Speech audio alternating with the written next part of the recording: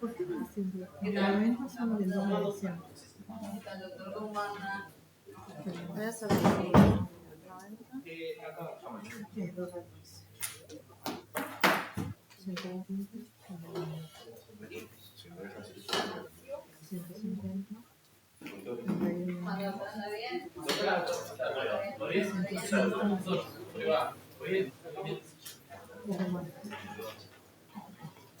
Doctor Posada, ¿cómo le va? ¿Qué tal? Buenas tardes. ¿Qué tal, doctor? ¿Cómo le va? Buenas tardes, ¿cómo están? Formalmente. ¿Qué tal, doctor? ¿Qué tal? Mucho gusto. ¿Cómo andas? Antes de empezar formalmente que entre la prensa, había algunos abogados que estaban sin carné. Les pido después si pueden hacernos llegar ahí está, para verificar que estén aún vigentes.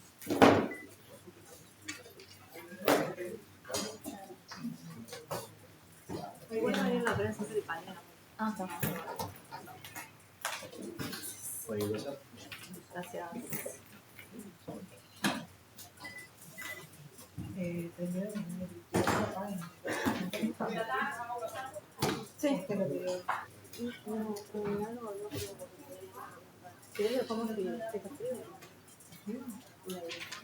no sé, no creo, vamos a ver.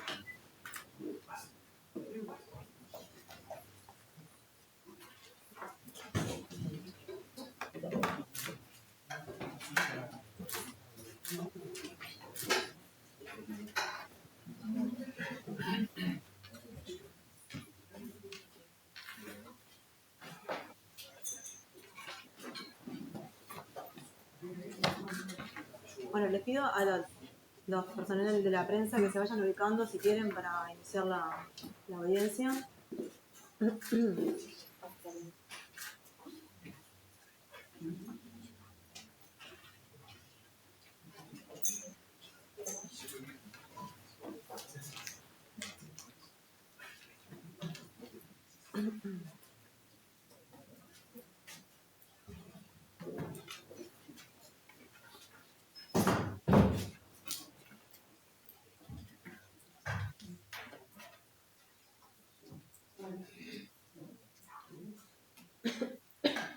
Ya le avisaron.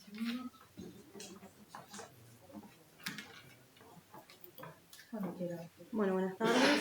Vamos a dar comienzo a la audiencia. Nos encontramos en la ciudad de Maldonado. Hoy es el día 3 de septiembre de 2025, son las 14:41. Me encuentro en la audiencia, doctora Gabriela Spiro, soy la titular del juzgado de letrado de Maldonado cuarto turno. Estamos celebrando audiencia en los autos caratulados, reserva de la investigación preliminar con la IUE 2-20602 del 2025. Comparecen a esta audiencia, Talía. Doctor Jorge Vaz, fiscal departamental de Maldonado quinto turno. Doctora Karina Fernández, fiscal adscrita de la Fiscalía de Quinto Turno de Maldonado. Doctora Ana Laura Barrio, fiscal adscrita de la misma fiscalía. Bien, gracias, doctoras. Comparecen en calidad de imputados los señores Sánchez. Buenas tardes. ¿Me dice su nombre completo, por favor? José Luis Sánchez. Sánchez, ¿recuerdan su cédula de identidad? 4.460.871-5. ¿Usted es uruguayo? Uruguayo. ¿Su estado civil? Divorciado. ¿Cuántos años tiene? 49 años. ¿Recuerda cuál es su fecha de nacimiento? 24 de marzo de 1976. ¿Dónde nació? En la ciudad de San Carlos. Bien, ¿a qué se dedica actualmente? Actualmente desempleado. ¿Cuáles sus estudios cursados? Primaria completa y hasta ciclo básico. Perfecto. ¿Cuál es su domicilio, Sánchez? ¿Dónde vive? Islas Canarias, 1803, esquina La Palma, ciudad de San Carlos. ¿Usted, señor, registra antecedentes penales? No, señor. Bien, gracias, Sánchez. Comparecen también la defensa de Sánchez. Doctor Fernando Posada. Gracias, doctor. Comparece también en calidad de imputado el señor Correa. Correa, buenas tardes. ¿Me dice su nombre completo? Darwin Carlos Correa Costa. ¿Recuerda su número de cédula? 3-397-1527. ¿Usted es uruguayo? Uruguayo. ¿Su estado civil? Divorciado. ¿Cuántos años tiene? 49. ¿Recuerda cuál es su fecha de nacimiento? 14 de mayo del 76. ¿Dónde nació? Maldonado. ¿A qué se dedica actualmente? Soy empleado. ¿Sus estudios cursados? Tengo primaria, secundaria. Soy técnico agrónomo forestal. Perfecto. ¿Cuál es su domicilio, Correa? ¿Dónde vive? Edificio Parque Solís, apartamento 402, Maldonado.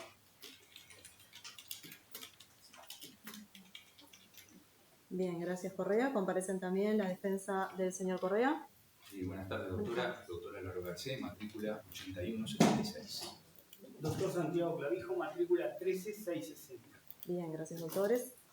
Sexta constancia que en esta audiencia también está citado el señor Infante, quien, siendo las 14:45, aún no ha comparecido, al cuyos efectos cedo la palabra a las defensas. Doctores, sobre su defendido, ¿han tenido alguna comunicación de que pueda llegar? De motivos por los cuales no ha comparecido a la audiencia. Oficialmente para el registro, doctora, no tenemos, quedamos en encontrarnos con él a las 13:50 horas en la puerta de la sede. Y desde entonces esperamos a que viniera y ya cuando eran 14:05 empezamos a llamarlo, a mandar mensajes insistentemente, no respondiendo a ninguno de ellos. Bien. Sobre la situación del señor Infantes que no comparece a esta audiencia, escucho a la Fiscalía. Gracias, doctora. La Fiscalía, de acuerdo a lo que acaba de escuchar del abogado defensor, entiende que corresponde declarar en rebeldía al señor Infante, de acuerdo al artículo 70 del Código de Proceso Penal. En efecto, el artículo 70 establece: será considerado rebelde el imputado que, debidamente citado por el juez de la causa, no comparezca ante él ni justifique su incomparecencia. Y entendemos que se dan esas circunstancias. El señor Infante fue debidamente citado y no justificó la incomparecencia de esta audiencia, razón por la cual entendemos que procede esa declaración. Bien, en cuanto y sin perjuicio de que ahora voy a escuchar a la defensa, en cuanto a las disposiciones del artículo 70, la Fiscalía va a solicitar orden de detención. Sí, doctora, porque el artículo exactamente establece 70.2, incluso el imputado en rebeldía, el fiscal solicitará al tribunal que así lo declare y que en el mismo acto libre orden de detención contra el rebelde. Entendemos que es una norma que al menos a la Fiscalía obliga a solicitar la detención del señor Infante en este caso. Gracias, doctor. Sobre lo manifestado por la Fiscalía, escucho a la defensa del señor Infante. Gracias, doctora.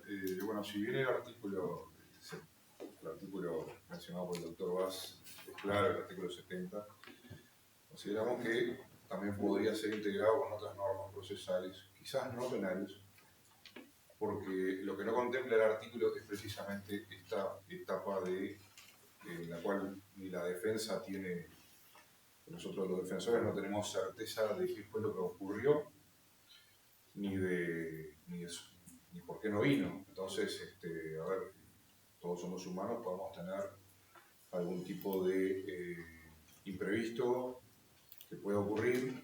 Entonces, teniendo en cuenta esas circunstancias que solicitamos, así como lo establecía, por ejemplo, el antiguo CGP, en el artículo 340, que se nos dé un plazo para de repente poder justificar la incomparecencia antes de la declaración de rebeldía, que por supuesto tiene los efectos negativos que ya son conocidos por todos. Gracias. Bien, gracias, doctor. Sobre lo manifestado por la defensa, ¿algo que quiera agregar la Fiscalía? No, doctora, nosotros entendemos que entiendo lo que dice el doctor, pero que la norma es clara y el presidente Infante tampoco se preocupó por, no sé, avisar a través de alguien que podía venir, mandar un certificado médico, etc. Proveo sobre la solicitud de rebeldía, teniendo presente lo que consta en estas actuaciones, donde por decreto número 2374 del 2025, de fecha 20 de agosto de 2025, tal como consta en hoja 26, se convocó a los imputados a la audiencia a celebrarse el día de hoy, constando que el señor Infante ha sido debidamente notificado a través de su defensa, quien no ha comparecido en esta audiencia y no ha informado en forma previa a su celebración los motivos por los cuales no había podido comparecer. En virtud de ello, y teniendo presente lo que solicita la Fiscalía y lo que dispone el artículo 70 del Código del Proceso Penal, no mediando oposición en cuanto a la declaración de rebeldía, se provee declarar al señor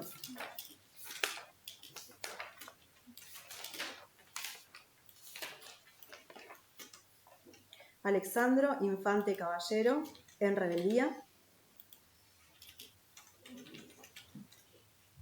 y en virtud de ello se libra orden de detención respecto de Alexandro Infante Caballero, cédula de identidad número 3653 051-0. Bien, comuníquese. Bueno, eso respecto de Infante, queda con la orden de detención pendiente y bueno, luego veremos cómo continúa el proceso. ¿Algo que manifestar en relación al señor Infante? Bueno, continuando con esta audiencia, el objeto de la audiencia es resolver sobre la solicitud de formalización, a cuyos efectos le confiero la palabra al representante fiscal.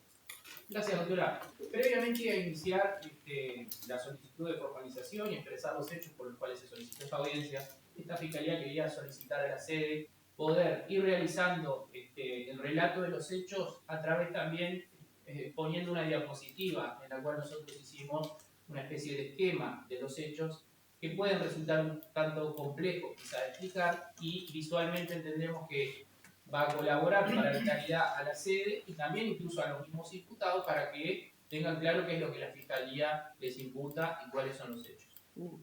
Sobre lo manifestado por la Fiscalía, ¿las defensas tienen alguna objeción? Esta parte no tuvo la posibilidad de desarrollar lo que está solicitando la Fiscalía. Creemos que hay una diferencia porque hasta el momento no lo hemos visto en la propia audiencia. Por lo tanto, ¿cuál sería la diferencia, doctor?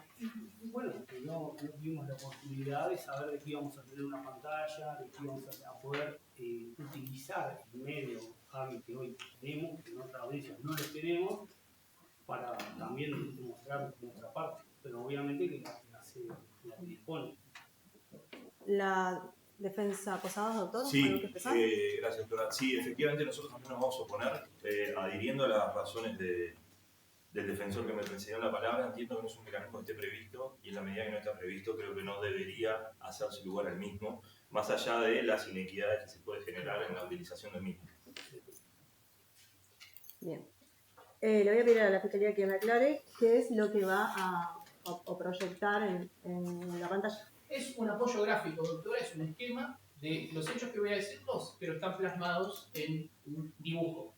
No tiene no voy a presentar nada que esté, digamos, contenido en la carta de investigación, no voy a presentar fotos. simplemente es parte del relato de los hechos que va a estar plasmado y va a ir siendo dibujado. Bien, proveo sobre lo solicitado por la Fiscalía. Entendiendo que lo que la Fiscalía solicita es autorización para utilizar el medio técnico, la pantalla con la que todos estamos viendo hoy acá, que lo aclarado la Fiscalía cuál es el motivo de la utilización, es un apoyo gráfico para explicitar los hechos. Entiendo que no corresponde hacer lugar en la oposición porque los motivos que invoca la defensa no resultan de recibo. Si la defensa no previó o no sabía que tenía disponible en una pantalla para hacer una proyección, no es imputable a la Fiscalía ni tampoco un motivo suficiente como para no admitirlo. Además entiendo que no es una diligencia que va a generar la Fiscalía en la audiencia, sino que es simplemente un apoyo para la narración de los hechos. En razón de ello, voy a admitir la utilización de los medios técnicos que solicita la Fiscalía. Adelante, doctor.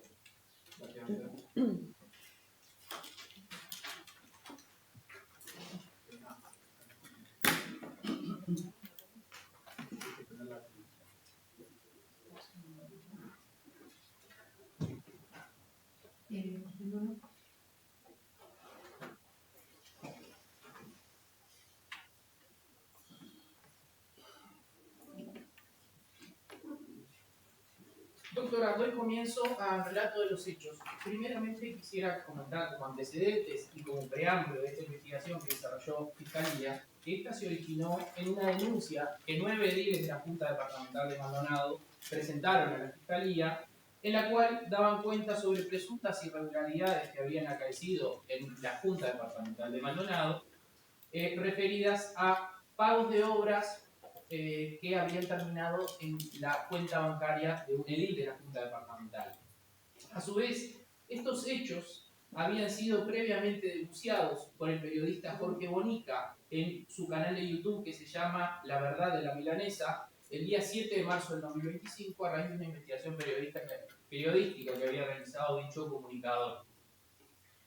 Ahora bien, esta Fiscalía comenzó a investigar los hechos en base a esta denuncia y entiende que se pudo acreditar los hechos que voy a pasar a relatar. En primer lugar, para contextualizar, los 3 imputados en esta investigación fueron en determinados momentos en el tiempo presidentes de la Junta Departamental de Maldonado, en el periodo 2020 al 2025. Es importante señalar, como todos sabemos, que los gobiernos departamentales tienen 2 entidades que son los que lo gobiernan, valga la redundancia, la Intendencia Departamental y la Junta Departamental, siendo ambos organismos autónomos.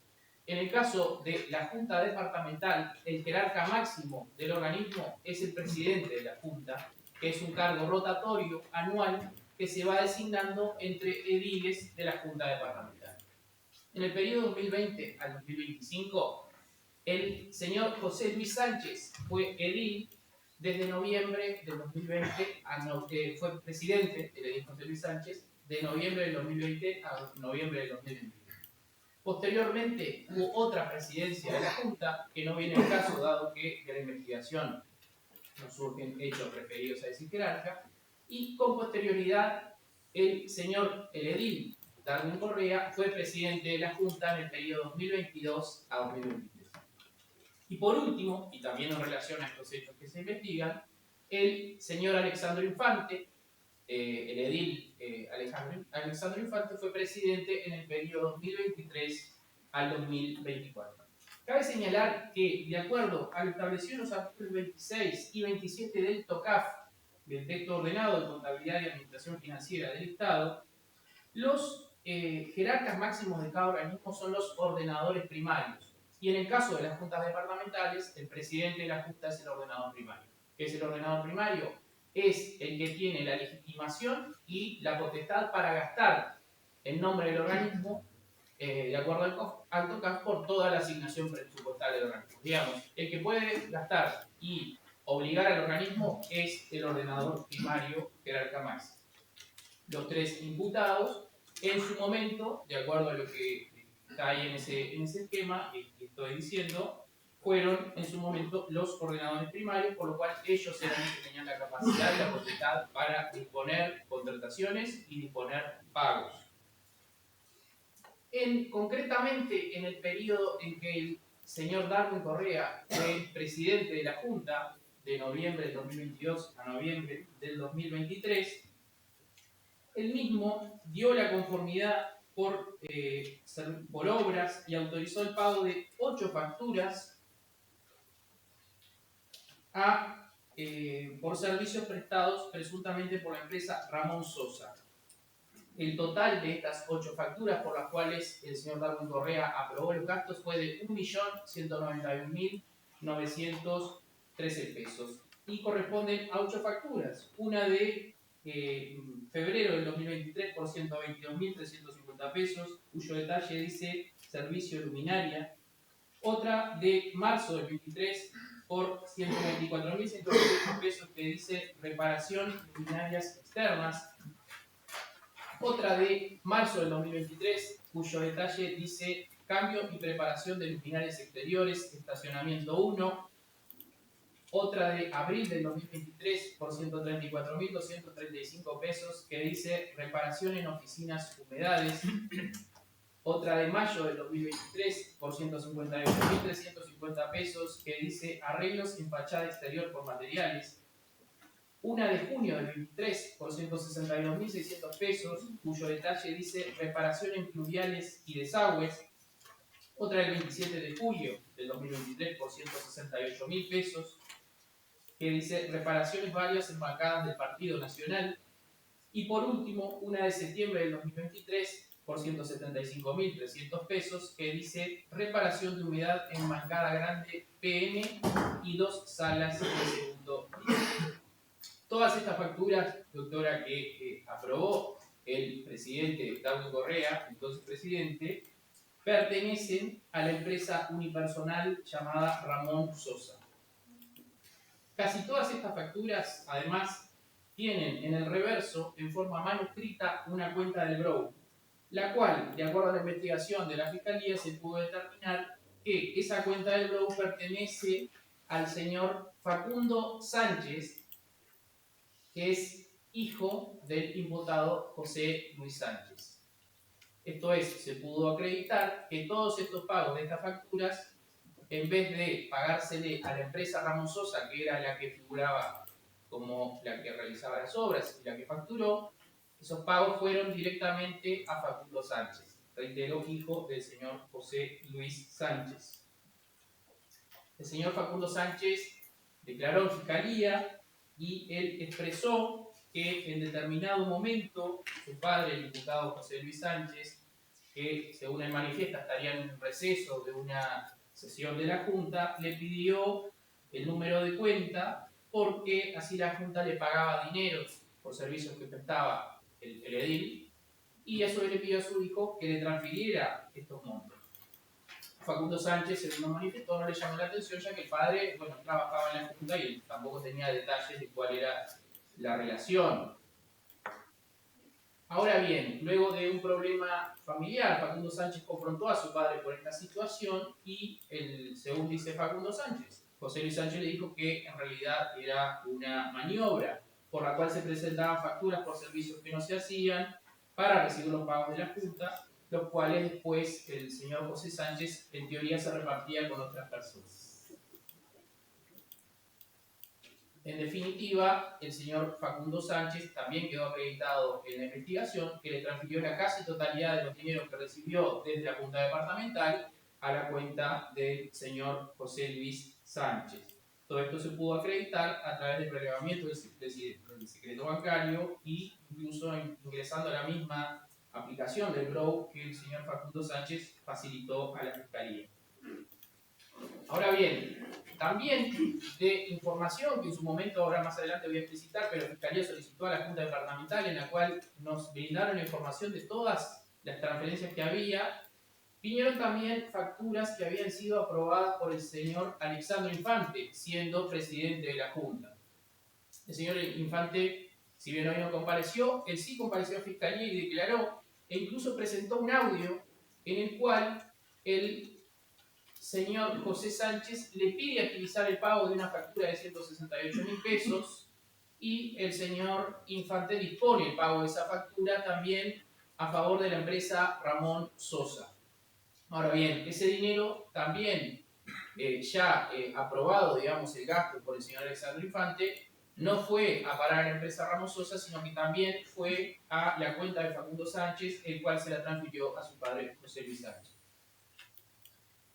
Es importante señalar también que en la presidencia del señor Alexandro Infante, el total de las transferencias bancarias a José Luis Sánchez desde los dineros de la Junta Departamental acreditados directamente es de 1.307.000 pesos.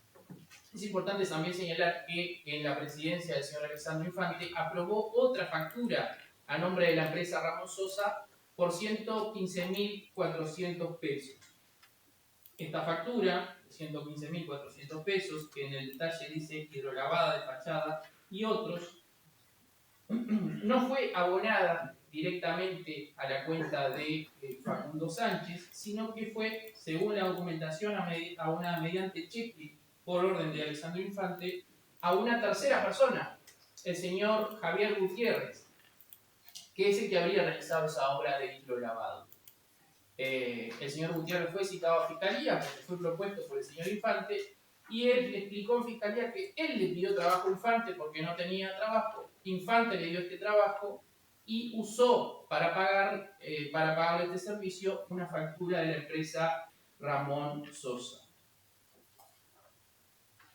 La empresa Ramón Sosa también declaró en investigación, el señor Ramón Sosa presentó incluso los talones, digamos, las facturas que constan en esta investigación, pero presentó los originales, y él declaró que jamás realizó obras en la Junta Departamental de Maldonado. El señor Ramón Sosa expresó que conoce al señor José Sánchez de San Carlos, e incluso del trabajo en la playa, pues el señor Ramón Sosa tiene servicios de playa, sombrillas, y Sánchez tendría un kiosco, se conocerían de allí. Él manifestó que Sánchez le pidió facturas en blanco para cobrar trabajos, porque él no tendría facturas, y Sosa manifiesta que él le prestó las facturas, pero que esa sería su participación. Él manifestó que jamás prestó estos servicios en la Junta Departamental de Maldonado. También la Fiscalía, en esta investigación, citó a funcionarios de jerarquía de la Junta, concretamente a la Secretaria General de la Junta Departamental, que es la autoridad máxima a nivel administrativo, a la directora general, que es la que le sigue en el cargo, y al director de mantenimiento, y todos coincidieron en que ellos se le exhibieron todas las facturas, todos los detalles que yo ya leí, y coincidieron en que nunca vieron ningún tipo de esas obras, excepto el hidrolavado, aquí se referencia al final. En total, de esta investigación, por lo menos al momento, surge que la Junta Departamental de Maldonado le pagó por estas facturas a nombre de la empresa Ramón Sosa 1.474.313 pesos.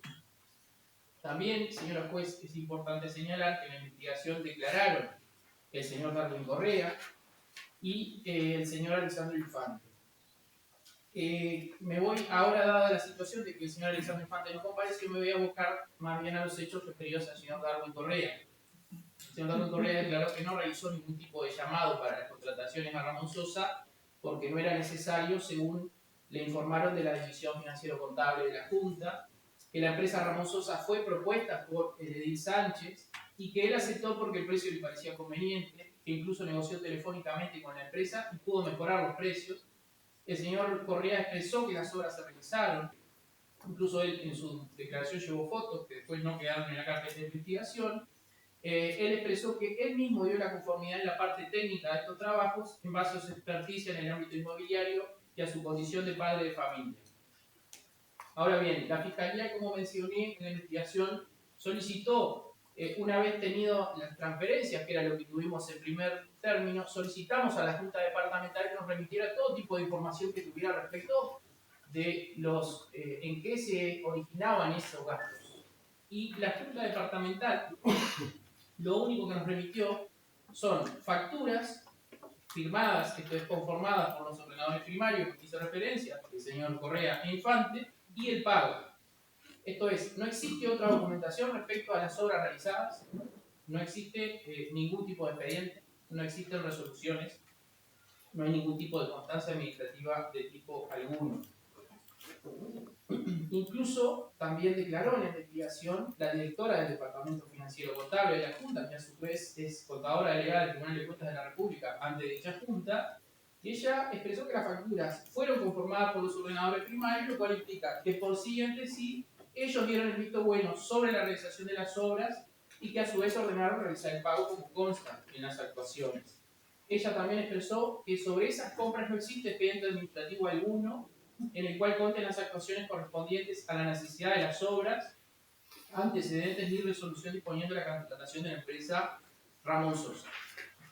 Ahora bien, esta fiscalía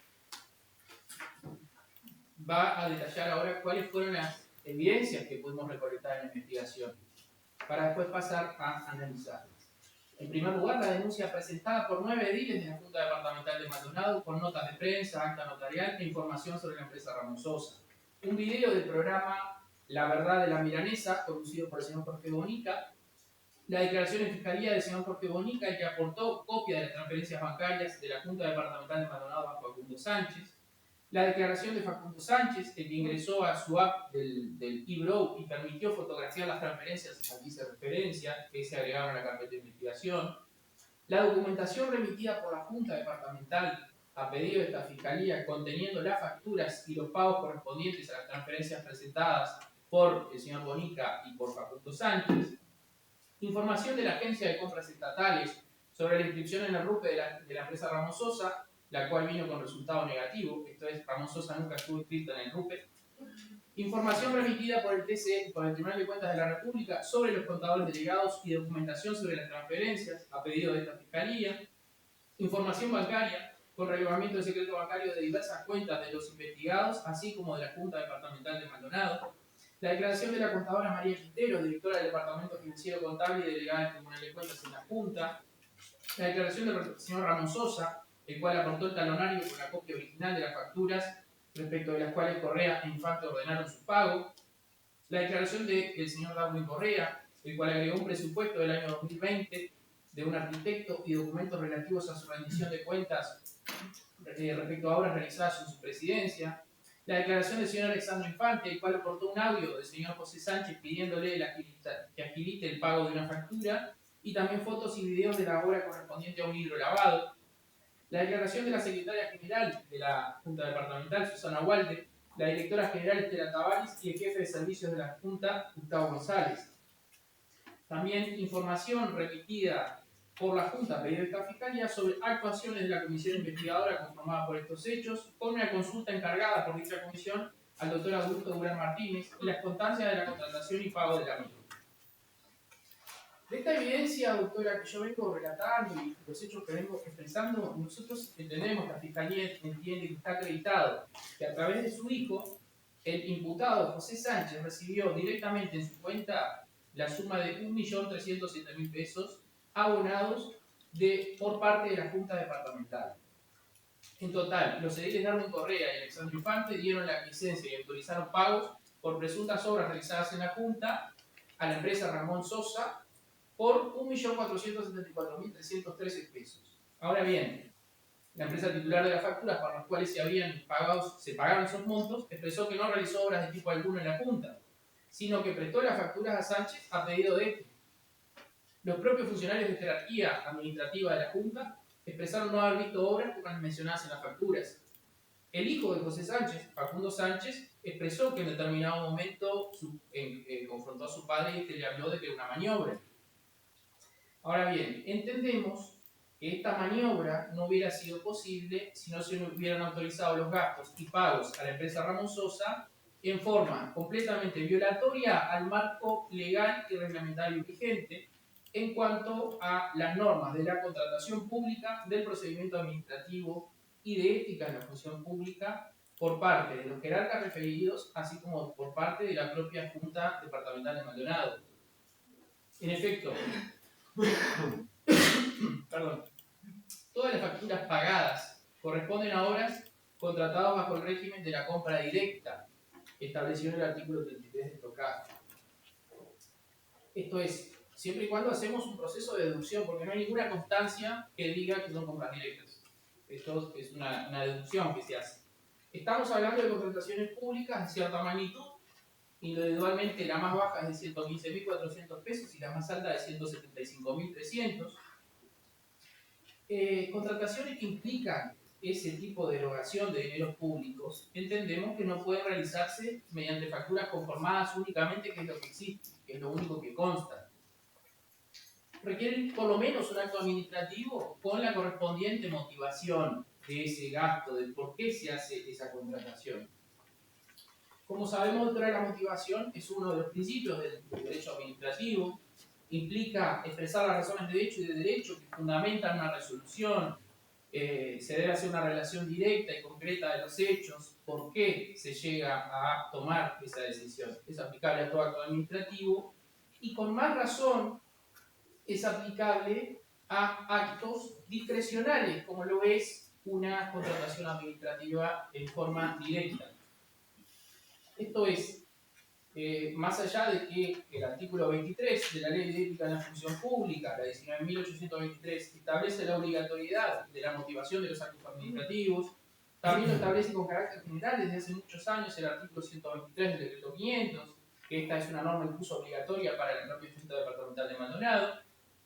Tratándose de actos discrecionales, además, la motivación del acto es obligatoria, como lo establece el artículo 21, inciso segundo del Decreto 30 del 2003 de normas de ética en la función pública, que establece, tratándose de actos discrecionales, se requerirá la identificación clara de los motivos en que se funda la opción en consideración al interés público. Esto es, no se puede hacer una compra directa, que es un acto discrecional, sino se establece concretamente el motivo de por qué se realiza.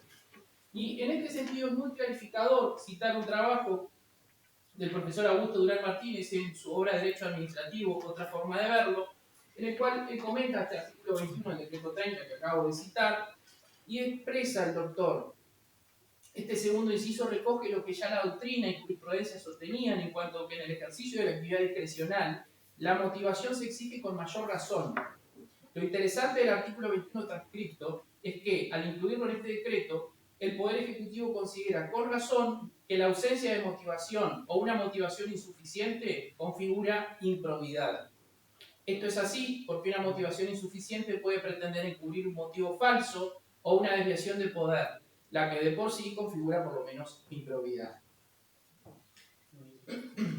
En este sentido, nosotros entendemos, doctora, que en este caso la sola ausencia de resoluciones motivadas que autoricen todas estas compras directas que venimos mencionando, devienen a las mismas como ilegítimas, contravienen el procedimiento administrativo, normas de la contratación pública y de la ética en la función pública. Y, permítame, pero voy a hacer otra cita en un trabajo que fue dirigido, coordinado por el profesor Augusto Durán Martínez, en el cual el autor, que es el doctor Robaina, de un artículo que está en la página 335 de esta obra Control de la Actividad Administrativa, coordinada, como dije, por el doctor Augusto Durán Martínez, él expresa, a diferencia de los particulares que actúan desde el principio de libertad, las personas públicas se rigen por el principio de especialidad. Las entidades estatales solo pueden hacer aquello establecido por las normas. Es decir, no son libres de actuar de cualquier forma o contratar libremente. Y ello tampoco cuando se dispone una contratación directa. Por caso, como sostiene Durán Martínez, en esas instancias de adjudicación directa, la actuación debe ajustarse a criterios de buena administración e igualdad. Pero además la configuración de esos estándares en materia de contratación directa lógicamente exige de la administración una fundamentación plausible, circunstanciada y robusta. Por eso la administración debe justificar, debe renovar en cada decisión esa legitimidad democrática. Entonces, incluso cuando se trata de una contratación directa, no basta con invocar la facultad de poder hacerlo. No alcanza con estar habilitado para hacerlo, sino que hay que fundamentar por qué motivo se adjudica directamente un co-contratante, idoneidad, antecedentes, experiencia, etc. y acreditar las condiciones que determinan esa designación. En otras palabras, y termino, ni siquiera en hipótesis de contratación directa se puede hablar de libertad de adjudicación. La administración no se rige por ese principio. Complementariamente, doctora, nosotros entendemos que es aplicable en este caso el artículo 25 de la Ley de Ética de la Función Pública, la cual habla de la buena administración financiera, que todos los funcionarios públicos con funciones vinculadas a la gestión del patrimonio del Estado deben ajustarse a las normas de la administración financiera aplicables, por lo cual, también por ese motivo, debería haberse explicado y motivado en cada de estas contrataciones, en cada una de ellas, por qué se hacía esa contratación, por qué se elegía ese subcontratante, pero nada de eso se hizo ni consta. Estas sucesiones de contrataciones directas por obras en forma periódica, como relaté, casi mensual, a la misma empresa, por objetos casi idénticos, con ausencia total de antecedentes que la motiven, de informes de publicidad, de competencias oferentes, entendemos nosotros que son todos indicios de la maniobra fraudulenta que se realizó para perjudicar a la administración en este caso. Los principios de la contratación pública, así como los de ética en la función pública, imponen además en la contratación la razonabilidad, la publicidad, la transparencia y la buena fe en las adquisiciones del Estado, la igualdad de los oferentes y la concurrencia en los procedimientos competitivos, todo lo cual está establecido en el artículo 149 de TOCAP y 22 de la Ley de Ética en la Función Pública. Pero nada de esto se cumplió. Además de esta situación, doctora, esta sucesión de compras directas del mismo proveedor de forma periódica con objetos repetitivos, entendemos que en el caso hicieron incurrir o generaron un fraccionamiento irregular de gasto. Esto es, en el año 2023, que fue cuando se pagaron estas 8 facturas por 1.191.913 pesos, la Junta Departamental de Maldonado solo podía hacer contrataciones directas hasta por 896.000 pesos, con lo cual, sumadas todas las compras directas, se debió hacer una licitación abreviada, por lo cual se hicieron todas estas compras directas para evitar justamente el mecanismo de la licitación abreviada, y eso es el fraccionamiento irregular o fraccionamiento artificial. El TOCAP regula este instituto de fraccionamiento. El artículo 43 establece que se puede hacer el fraccionamiento. Es plausible en determinadas situaciones. Dice el artículo 43, los ordenadores de gastos adoptarán las medidas necesarias para contratar los suministros o servicios por grupos de artículos o servicios, de forma de facilitar la presentación del mayor número posible de oferentes. Y establece el último inciso, los ordenadores bajo su responsabilidad podrán fraccionar las compras dejando expresa constancia de su fundamento y de su conveniencia para el servicio. Esto es, se puede fraccionar, pero siempre dejando la constancia de por qué se fracciona. Y el principio es hacer llamados agrupando servicios por grupos, por artículos. Pero el artículo 32 de TOCAP, inciso segundo, establece el fraccionamiento irregular. La comprobación de que se fraccionara el gasto artificialmente para que la operación encuadre en determinados límites será considerada falta grave a efecto de las sanciones que corresponden. Nosotros entendemos que lo que además está acreditado aquí es un fraccionamiento irregular del gasto, porque al realizarse una sucesión de compras directas a la misma empresa en forma casi periódica, sin ningún tipo de fundamento, constancia ni motivación, se permitió realizar esta maniobra. En efecto, si se hubieran hecho las cosas como deberían haberse hecho, se debió convocar una licitación abreviada para todas estas obras, cumplir con todas las etapas y requisitos legales de la misma que se imponen en TOCAP, pliego de condiciones, publicidad de llamado en distintos medios, exigir a la empresa adjudicataria la inscripción en el RUPE, como dijimos, incluso la empresa Hermososa nunca adjudicar el RUPE. No hay expedientes ni constancia de tipo alguno sobre la necesidad de las obras, no se publicitó ningún llamado, no se permitió la concurrencia ni la competencia, ni existió transparencia de tipo alguno. Nosotros entendemos que todas las irregularidades que venimos señalando, además de tener consecuencias civiles, administrativas, fueron las determinantes para pergeñar el ardid, para proceder con engaño en la contratación pública.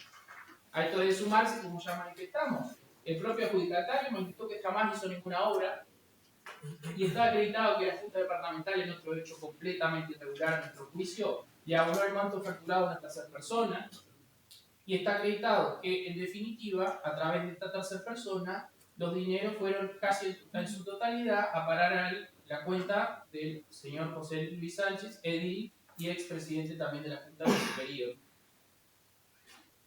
De acuerdo a lo que vengo relatando, doctora, a nuestro juicio la participación de José Sánchez y Darwin Correa en los hechos implica lo siguiente. El señor Darwin Correa, presidente de la Junta, jerarca máximo de dicho organismo, dispuso los gastos y pagos por 8 de las 10 facturas referidas. Si, como dijo el señor Correa de Fiscalía, se hicieron las obras efectivamente, nosotros nos preguntamos quién realiza un trabajo por algo respecto de lo cual no se le paga, porque está demostrado que Ramón Sosa no recibió pago por las obras, e incluso declaró no haberlas realizado jamás y nunca haber trabajado en la Junta Departamental de Maldonado. El dinero por las obras sabemos que terminó en su amplísima mayoría en la cuenta del señor José Luis Sánchez. ¿Cuál explicación racional objetiva, a nuestro entender, tiene esta evidencia en los hechos que venimos relatando? Que los señores Correa y Sánchez montaron una operativa para engañar y dañar económicamente a la administración, a la Junta Departamental de Maldonado en este caso. Sánchez consiguió las facturas de una empresa, las llenaron a piacheres, inventaron montos, inventaron obras. Correa aprobó las obras conformando las mismas y ordenó los pagos sin controles de ningún tipo, como está acreditado en esta investigación, y terminaron los montos en el bolsillo del señor Sánchez. Estos hechos, además de ser delictivos, como voy a pasar a relatar, entendemos que encartan en el concepto de corrupción, que está establecido en el artículo 3 de la ley 17.060 y también en el artículo 12 de la ley de ética de la función pública. Dice la ley, se entiende que existe corrupción, entre otros casos, en el uso indebido del poder público o de la función pública para obtener directa o indirectamente un provecho económico o de cualquier otra naturaleza para sí o para otro, se haya causado o no daño al Estado o a la persona pública no estatal. Nosotros entendemos que respecto de los señores José Sánchez y Darwin Correa, los hechos encartan en los delitos de fraude, establecido en el artículo 160 del Código Penal. El artículo 160 establece fraude: el funcionario público que directamente por interpuesta persona, procediendo con engaño en los actos o contratos en que debe intervenir por razón de su cargo, dañar a la administración en beneficio propio o ajeno, será castigado con 12 meses de prisión a 6 años de penitenciaría, inhabilitación especial de 2 a 6 años y multa de 50 a 15.000 unidades respectivas. El señor Darwin Correa entendemos que procedió con engaño al autorizar y disponer en forma directa el pago de contrataciones ficticias en las cuales debía participar, como expresamos, en su calidad de ordenador primario, dañando al Estado en casi 1.2 millones de pesos en beneficio de Sánchez, por lo menos. Entendemos que siendo producto de la misma resolución criminal, este es un delito a priori en carácter discontinuado, de acuerdo al artículo 58 del Código Penal. El señor José Sánchez, por otra parte, consiguió las facturas, consiguió una cuenta donde transferir los dineros y se aseguró de recibir los fondos en su propia cuenta, con lo cual posibilitó la realización del engaño en la contratación y del daño en la administración, participando en el periodo de la consumación del delito y realizando actos en los cuales el delito no se hubiera podido cometer, razón por la cual esta Fiscalía le imputa la coautoría del delito de fraude continuado. A su vez, entendemos que existe delito de falsificación ideológica por funcionario público. En el caso del señor Darwin Correa, al aprobar y mandar pagar obras a una empresa que jamás realizó dichas obras en el ejercicio de su función, dio fe de la ocurrencia de hechos imaginarios, falseando documentos públicos, como lo eran las facturas conformadas. Esto es, las facturas conformadas, de hecho, hacían las veces de contratos y por ende de manifestaciones de voluntad de la administración que produjeron efectos jurídicos, razón por la cual su conducta entendemos que encarta en el delito de falsificación ideológica por funcionario público establecido en el artículo 238 del Código Penal. Este artículo establece: el funcionario público que en el ejercicio de sus funciones diere fe de la ocurrencia de hechos imaginarios o de hechos reales, pero alterando las circunstancias o con omisión o modificación de las declaraciones prestadas con ese motivo o mediante supresión de tales declaraciones, será castigado con 2 a 8 años de penitenciaría. Entendemos, doctora, que la falsificación ideológica fue también producto de una misma resolución criminal, por lo cual se imputa como un delito continuado. En el caso del señor Sánchez, él proveyó la totalidad de las facturas, por lo cual cooperó en la fase preparatoria con un acto sin el cual el delito no se hubiera podido cometer. En cuanto a agravantes, todos los imputados eran ediles al momento de cometer los delitos, razón por la cual el delito de fraude es especialmente agravado, de acuerdo al artículo 163 ter numeral 1 y 11 literal M de la ley 17.060. entendemos que el delito de falsificación ideológica se cometió como medio para consumar el fraude, razón por la cual ambos delitos concurren entre sí fuera de la reiteración. En definitiva, doctora, la Fiscalía solicita se formalice al señor Darwin Correa como presunto autor penalmente responsable de un delito continuado de fraude especialmente agravado, en concurrencia fuera de la reiteración con un delito continuado de falsificación ideológica por funcionario público, ambos en calidad de autor. Y en caso del señor José Sánchez, como presunto autor de un delito continuado de fraude especialmente agravado, en concurrencia fuera de la reiteración con un delito continuado de falsificación ideológica por funcionario público, ambos en calidad de coautor.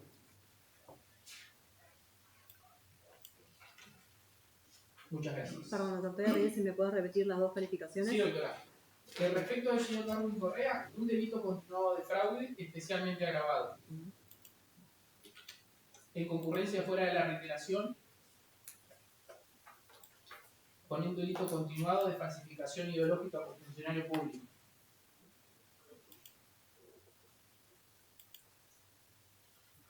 Ambos en calidad de autor. Y en el caso del señor José Sánchez, lo mismo, pero en calidad de coautor. Ambos en calidad de coautor. Perfecto. Bien, gracias, doctor. Bueno. Hay bastante interferencia, no sé si los teléfonos están todos apagados, sí. O lejos del micrófono, si lo pueden poner. Sí, lo pueden tener, pero alejado porque cuando estamos en interferencia. Bueno. Mejora un poco, sí, gracias. Bien, de la solicitud de formalización confiero traslado a la defensa del señor Sánchez. Gracias, doctora. Bueno, esta defensa se va a oponer a la solicitud cursada por la Fiscalía por razones, básicamente dos bloques de razones, algunas de fondo, razones materiales y otras cuestiones más de forma. Si uno presta atención a la requisitoria fiscal, se da cuenta que se construye a partir de dos cuestiones, unas fácticas referente a la no realización de las obras en cuestión y un mecanismo de cobro que la Fiscalía relata y valoriza jurídicamente de una manera, y por otro lado a razones vinculadas a la formalidad del proceso de contratación. Nosotros nos vamos a oponer a las consideraciones efectuadas respecto de los dos bloques. Empezando por este último, parecería ser que el reproche de la Fiscalía en razón del proceso de contratación es un reproche de naturaleza meramente formal. Y en ese sentido son cuestiones que esta defensa entiende y no tiene el honor de compartir con la Fiscalía, que deben dirimirse en otra órbita. Tal es así que obra en la propia carpeta fiscal una consulta realizada a un catedrático al que la propia Fiscalía refirió recientemente, que echa por tierra todas y cada una de las observaciones que realizó la Fiscalía respecto del proceso de contratación. Y brevemente voy a referir a ellas. La verdad no sabía que nos podíamos apoyar de estos medios técnicos si no hubiese sido bastante elocuente exhibirlas en la pantalla que tenemos aquí. Para la próxima lo tendremos en cuenta. Pero en primer lugar, el doctor Durán Martínez señala que el ordenador actuó correctamente. Era el presidente de la Junta quien tenía la posibilidad de ordenar el gasto si es que entendía necesario efectuar reparación o obra de mantenimiento en el edificio de la Junta de Departamental. En segundo lugar, se refiere a que no era necesario mayor respaldo documental en relación al actuado, punto sobre el cual la Fiscalía se extiende bastante, dejando a través de ello alguna suspicacia de que esto se hizo a propósito por algún oscurantismo. El catedrático Durán Martínez refiere, y lo cito textual, el artículo 27 del decreto 591 de 27 de septiembre de 1991, admite que no todos los actos administrativos se documentan por escrito. Los actos implícitos no se documentan por escrito. Y en esos casos el procedimiento previo, que obviamente existe, suele no documentarse por escrito. Entonces, este punto también lo refutamos no en base a argumentos propios, sino en base a argumentos que entendemos de sobrada calidad técnica sobre este punto en cuestión, que es un punto netamente administrativo. Por otro punto, la contratación directa es un punto al que la Fiscalía refiere Y también en esta consulta se refiere, vuelvo a citar textual, la contratación directa por escaso monto como excepción al procedimiento competitivo impuesto como principio en el artículo 33 del TOCAF, está previsto en el literal C. Y luego se habla de los montos a los que se refiere, todos los cuales, al monto máximo, y si nosotros contratamos cada una de esas facturas están muy por debajo del monto máximo de la contratación directa. Y está bien, ahí la Fiscalía dice, bueno, pero acá lo que hubo fue un infraccionamiento intencional del gasto. Nosotros nos oponemos a eso.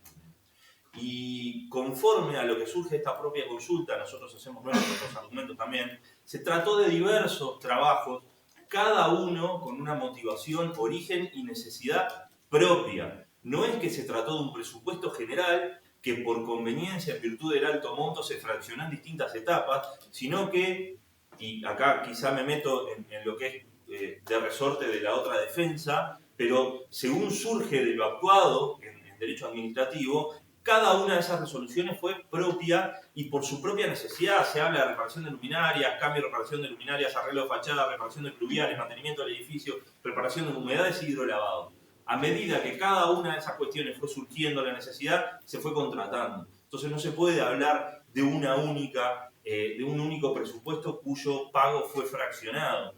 Durán Martínez sostiene, estimo que no estamos en presencia de un único contrato, sino de 10. De esos contratos, el mayor monto es del 22 de octubre de 2023 por 173.300 pesos, es decir, menos del 20% del límite que dispone el TOCAF. Más allá de eso, todo este procedimiento fue debidamente controlado. Todo, en el seno administrativo, que es donde nosotros recibimos mayores reproches por parte de la Fiscalía. No solo existió la firma en cada una de las facturas, no solo se firmó por el presidente de la Junta, sino también por el contador delegado del Tribunal de Cuentas. ¿Sí? Es decir, que ni la propia orgánica de la Junta Departamental observó esta contratación, pero tampoco lo hizo el Tribunal de Cuentas. En función de este principio, cabe concluir que el control que le compete al Tribunal de Cuentas fue bien hecho, sostienen en la consulta que ya hemos referido en reiteradas ocasiones.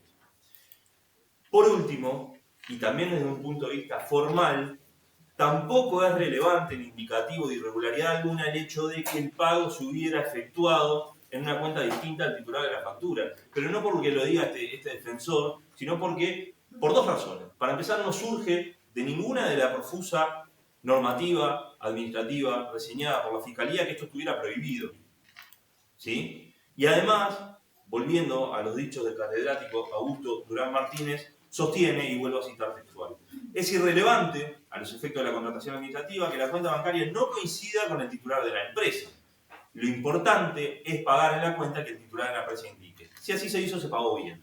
Y efectivamente podrán ver, como la propia Fiscalía refirió, que al reverso de cada una de estas facturas surgía detallado el número de cuenta al cual se indicaba pagar, y efectivamente se pagó en esa cuenta. Cuando refiero al doctor Durán Martínez, capaz que no todos saben de quién estamos hablando, sobre todo cuando tenemos prensa presente que no tiene por qué saberlo. Catedrático de Procesos Constitucionales de la Facultad del CLAE, ex catedrático de la Facultad de Derecho Administrativo de la Facultad de Derecho de la Universidad de la República, ex catedrático de Derecho de la Universidad Católica del Uruguay, decano emérito de la Universidad Católica y algunas otras cuestiones que por cuestiones de tiempo voy a pasar por alto, pero no porque sean menos importantes. En definitiva, esta defensa entiende, con relación a este punto, que estamos discutiendo aquí en una audiencia penal cuestiones que son de resorte netamente administrativo. Quizá la tendríamos que estar discutiendo en el ámbito del TCA, pero no aquí, en el ámbito de un proceso penal. La Fiscalía realiza observaciones y reproches formales que no hizo ni siquiera la delegada del Tribunal de Cuentas, por lo pronto tampoco el Tribunal de Cuentas, ni la División Financiero-Contable de la Junta Departamental. Se trata de cuestiones de gestión, o si se quiere de forma, pero en ningún caso de legalidad. Quizá la Fiscalía, contrario a los argumentos que nosotros decimos, tenga razón en algunos de estos puntos que acabamos de observar, pero volvemos a lo dicho, se trata de cuestiones procedimentales en el ámbito administrativo. No se habla de sobrefacturación ni de sobreprecios en el análisis del detalle de Fiscalía. Sí se quiere hacer ver que efectivamente las obras no se hicieron, que habría sido todo un ardid para inventar facturas en referencia a obras que nunca se hicieron y así tratar de apropiarse de los dineros referentes a esas facturas. Y ahí se hace referencia a que ninguna de las personas que declararon en la investigación administrativa confirmaron que las obras se hicieron. Y ahora yo me voy a preguntar, porque la verdad que lo leí, primero escuché todas las declaraciones y después leí las desgrabaciones de estas declaraciones, ¿en qué momento, cuál de todos los testigos dice que las obras no se hicieron? Porque la Fiscalía dice, no confirmaron que se hubieran hecho. Yo le voy a preguntar, ¿cuándo, en qué momento, qué testigo, en qué lugar dijo estas obras no se hicieron? Todos los testigos dijeron, no me consta, no lo vi, no sé, vi. Algunos dicen, yo vi residuos de materiales, vi que las obras se hacían, mi horario en la Junta es reducido, muchas veces se interviene en cuestiones edilicias fuera del horario. La carga de la prueba de que las obras no se hicieron es de Fiscalía. Por supuesto que con el rigor técnico de la instancia en la que estamos, que no estamos en un juicio oral, sino en una formalización, pero aún así, por lo menos si no lo tiene probado, debió haberlo argumentado en este debate oral que estamos teniendo acá. De hecho, más allá de que no cumplió la Fiscalía con su carga de acreditar estos hechos, las defensas, que están aquí sentadas conmigo, agregaron diversos recaudos que prueban justamente lo contrario, que las obras se hicieron, fotos de los hidrolavados, fotos de las humedades, fotos de cuestiones de desagües que estaban tapados y demás. Que me digan a mí, no lo escuché de la Fiscalía, capaz que lo tiene, porque esas fotos no son verdaderas, porque también tiene la carga de la Fiscalía de decir que eso que se está presentando por parte de las defensas no es cierto, que las fotos están falsificadas, que el hidrolavado ese no se hizo, o que es de otra fecha o lo que sea. ¿Sí? Por supuesto que cuando se sacan esas fotos no surge fecha cierta, salvo que las defensas me corrijan, justamente porque nadie pensó que íbamos a estar acá explicando esto 2 o 3 años después. Entrando ahora en cuestiones más de naturaleza jurídica y en definitiva qué es lo que tenemos que discutir aquí, son cuestiones de tipicidad penal. La primera imputación que realiza la Fiscalía es con relación al delito de fraude. Y por supuesto no tenemos el honor de compartir lo que sostiene la Fiscalía, más allá del rigor técnico de todas sus valoraciones, que nunca falta y eso lo damos por cierto. El elemento central en el delito de fraude, a diferencia de la estafa, que es un delito de peligro, es el elemento del daño a la administración. El fraude requiere un daño a la administración. Entonces volvemos a lo que acabamos de decir. ¿En qué momento la Fiscalía prueba que la administración se dañó? ¿En qué momento prueba que se pagó por algo que no se hizo? ¿En qué momento se acredita o siquiera se refiere a que las obras no eran necesarias, que fueron ordenadas por quien no debía hacerlo, que no se hicieron o que se aumentó un sobreprecio? Sinceramente no lo escuchamos. Quizá en el contrapunto que seguramente surja después de esta intervención podamos escucharlo, pero hasta ahora no vemos el daño. Las obras se hicieron, más allá de las cuestiones formales que se quieran referir, más allá de la ruta de ese dinero, todo ese dinero terminó en los bolsillos de las personas que intervinieron para la realización de estas obras. Y finalmente, porque no me quiero extender mucho más, también nos oponemos a la tipificación del delito de falsificación ideológica por funcionario público, pero básicamente ahí por cuestiones netamente formales. ¿Cuáles son los hechos imaginarios que surgen de las facturas?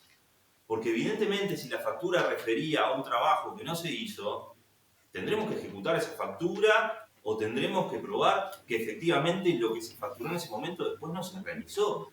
Pero ¿de qué manera probamos que se hizo a sabiendas en el momento en que se conformó la factura que no se iba a hacer? De vuelta, esto carga a la Fiscalía. Nosotros podríamos estar sentados en la silla esperando que esa prueba se produzca y sin embargo estamos tratando de contradecirlo.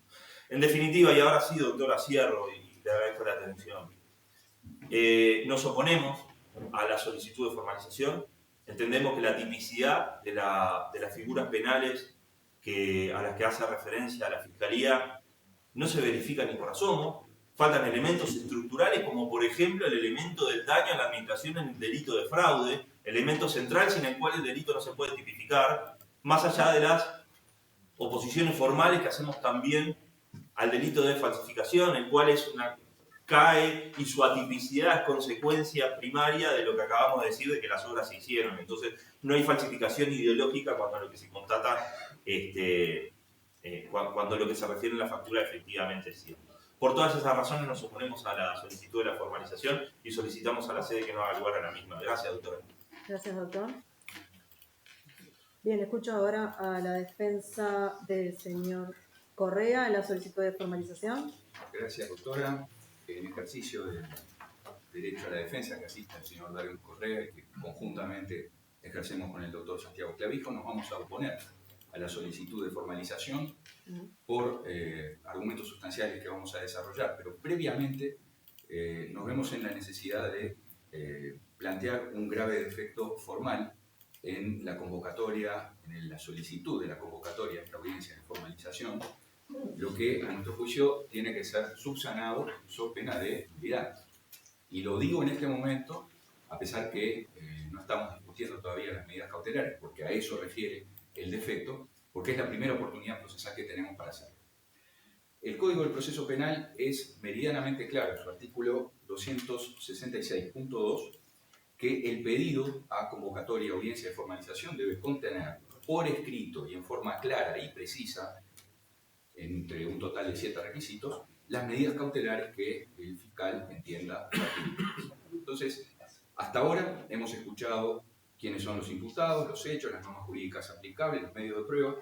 No sabemos nada todavía respecto de las medidas cautelares que se van a solicitar, el petitorio y la firma del fiscal. Obviamente, suponemos que todo eso está. Hasta ahora no sabemos qué es lo que va a pedir la Fiscalía. Y eso, por vía oblicua, termina cercenando el derecho de la defensa.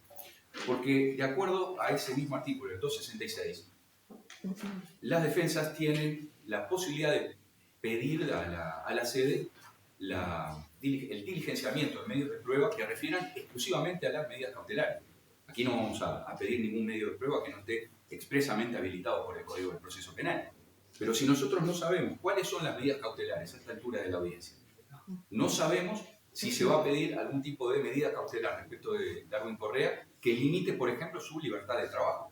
No sabemos si será la máxima medida cautelar, la prisión preventiva, o si será la prisión domiciliaria, o si, por el contrario, se solicitará algún tipo de medida que no lo afecte en sus derechos. Pero de ello dependen las posibilidades que tenga esta defensa de proponer esos medios de prueba. Y lo tengo que advertir ahora, porque, de acuerdo al Código, el defecto en el modo de proponer la convocatoria de la audiencia de formalización tiene que ser subsanada, y tiene que ser subsanada cuanto antes. Y de una manera, además, que le dé a las defensas la posibilidad sustancial de ejercer todos los recursos que corresponden a su tarea. Si a nosotros nos dicen, por ejemplo, vamos a solicitar para el señor Correa la imposición de, como dije, una medida de arresto domiciliario o prisión preventiva, nosotros tenemos el derecho a pedir que se diligencien los medios de prueba que acreditarán que él no se va a fugar, que no se va a ir del país, que no va a conspirar contra el desarrollo procesal. Entonces, aquí hay un defecto muy claro. El Código es perfectamente preciso en el sentido de que las medidas tienen que ser por escrito en el pedido a la convocatoria de audiencia y no durante la audiencia como se va a plantear luego. Hay una sola excepción, que es cuando la persona está detenida, en cuyo caso sí se plantea verbalmente, pero estamos fuera de ese supuesto. Por ende, doctora, nosotros planteamos con preocupación este aspecto porque nos puede vulnerar en los principios de lealtad procesal, de buena fe procesal y sobre todo en el derecho a la defensa y a la igualdad entre las partes. Dicho esto, quiero pasar a los aspectos sustanciales. Esta defensa considera que no existe semiplena prueba para imputar al señor Correa en hechos penalmente reprochables. Edil Correa ha sido edil departamental durante más de 2 décadas, es ampliamente conocido en el departamento. Le tocó ejercer la presidencia entre el 21 de noviembre del 22 y el 22 de noviembre de 2023. Él llevó a cabo una tarea muy intensa que incluyó aspectos políticos, aspectos sociales, aspectos legislativos y aspectos patrimoniales. Y dentro de esos aspectos patrimoniales, el señor Correa entendió que era prioritaria la atención a necesidades que tenía el edificio de la Junta Departamental, que estaban pendientes, por ejemplo, obra en la carpeta administrativa, un informe del arquitecto Claudio Rodríguez, que fue producido en plena pandemia, ya por fines del año 2020, donde se enumera una larga lista de trabajos a realizar que eran indispensables para el buen mantenimiento del edificio. Y el señor Correa, en ejercicio de la presidencia, decidió que eso era un aspecto importante en su gestión, que había que atenderlo, que había que hacer esas obras. Y por lo tanto, es muy claro, esas obras se hicieron durante la presidencia del señor Correa. Y en ese sentido, quiero marcar la preocupación que también tiene esta defensa en el sentido de lo que se le ha atribuido a los testigos y que ellos no dijeron. Concretamente, el jefe de servicio de la Junta, el señor Gustavo González. Concretamente, la máxima autoridad administrativa de la Junta, secretaria general, señora Susana Gual. Según Fiscalía, ellos declararon no haber visto la realización de trabajo durante la presidencia del señor Correa. Y eso es falso. Es más, si atendemos a las propias grabaciones que surgen de la actividad investigativa anterior, los dos testigos aseguraron haber visto vestigios materiales de obras durante el periodo investigado. Y a pesar de la coincidencia de las declaraciones, no fueron preguntados cuándo concretamente, qué obras, qué vestigios. Ambos dijeron que era común que los trabajos se hicieran fuera de hora para no perturbar el trabajo administrativo de la Junta y que por lo tanto podía ser posible que ellos no se hubiesen enterado de algunos trabajos. Lo que los testigos dijeron no fue que no vieron esos trabajos. Los testigos no llegaron a relacionar las facturas con los trabajos que se cumplieron durante ese año. Capaz si se le mostraban las fotos, si se le hubiesen exhibido algún tipo de imágenes en otro sentido, podrían perfectamente haberlo relacionado. Desde luego, esta defensa no estuvo presente en esa instancia, por lo tanto, tampoco podía incidir en que se produjera esas repreguntas. Específicamente, la testigo Susana Gual, máxima autoridad administrativa de la Junta, en el minuto 8.10 de su declaración de la audiencia del 15 de agosto de 2025 en Fiscalía, dijo haber visto materiales para arreglos y dijo conocer, al igual que el testigo González, que algunos de los trabajos se realizaban fuera del horario administrativo de la Junta. Entonces, a ella y al señor González se les atribuye haber dicho cosas que no dijeron. Y esa es buena parte de la prueba o de la semiplena prueba que argumenta la Fiscalía para basar el pedido de formalización. Además, el señor Darwin Correa, cuando compareció en su momento, exhibió fotografías, como ya fue referido por la defensa del doctor Posada, exhibió fotografías que tenían indicios materiales de veracidad. Por ejemplo, en la época, que tenemos todas acá, en la época en que se estaba construyendo una torre, coincide con el año 2023, se ven las obras que se están realizando en la Junta Departamental. Entonces, el tema es que no se llegó al fondo en la indagatoria en esa línea que podría haber sido exculpatoria. Y sí se fue a fondo en una línea incriminatoria, lo cual es perfectamente legítimo, no lo cuestionamos, para nada. Pero señalamos que allí hay un defecto y que eso afecta la base probatoria y por ende afecta el sustento que tiene el pedido de formalización. Respecto a las figuras imputadas, por una cuestión de brevedad, voy a adherir a lo que ya fue mencionado por el colega defensor en el sentido de la teoría del acto administrativo implícito que desarrolla muy bien el doctor Augusto Durán Martínez.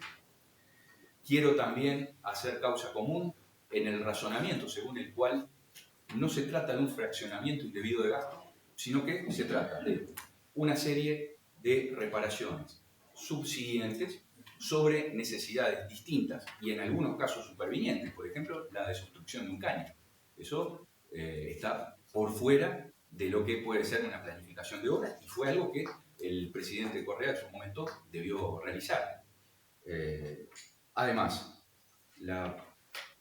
coincido también en que la imputación de fraude requiere un daño y no está probado el daño en la administración. Los testigos que dicen que no vieron las obras en realidad dijeron que sí, vieron vestigios de materiales de obra, con lo cual da por tierra la posibilidad de fraude porque falta un elemento constitutivo del tipo.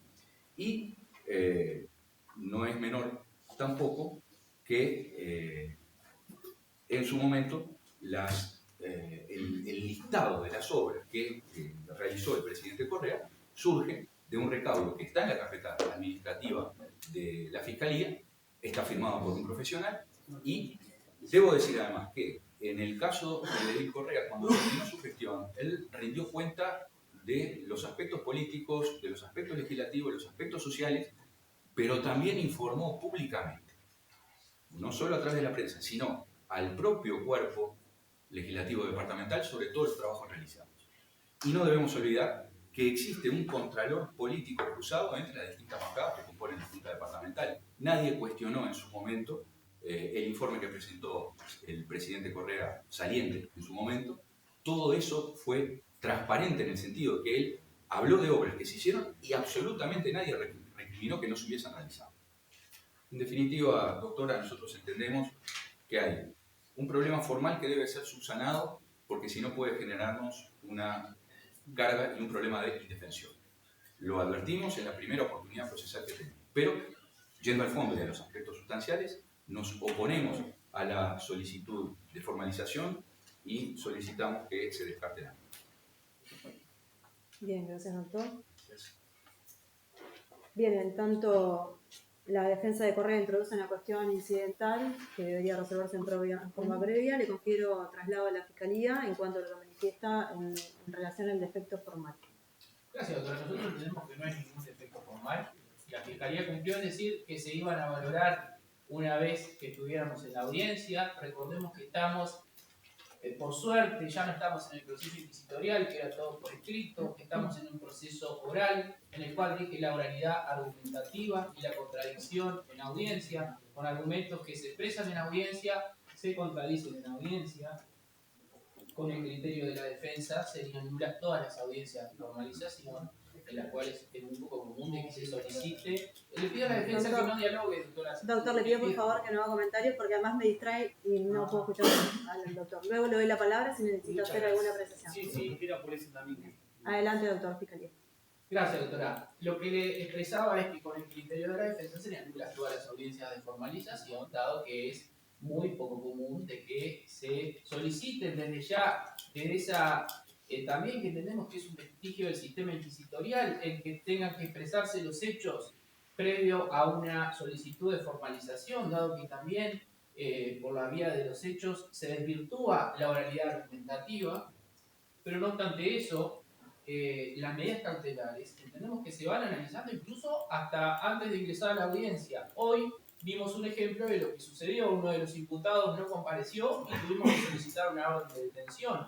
Las medidas cautelares son dinámicas, no son, están en un momento dado y ya cuando nosotros hace 20 días solicitamos, 15 días solicitamos la audiencia, ya sabíamos qué medidas cautelares íbamos a pedir. Lo que nos está pidiendo la defensa es una cuestión a veces casi imposible de discernir en el momento. No entendemos que genere ningún tipo de nulidad y eventualmente cuando llegue el momento oportuno en esta audiencia se solicitará y a través de la oralidad argumentativa se contraerán o no y eventualmente si quiere diligenciar pruebas hasta se puede prorrogar la audiencia para una eventual realización de alguna actividad de diligencia probatoria.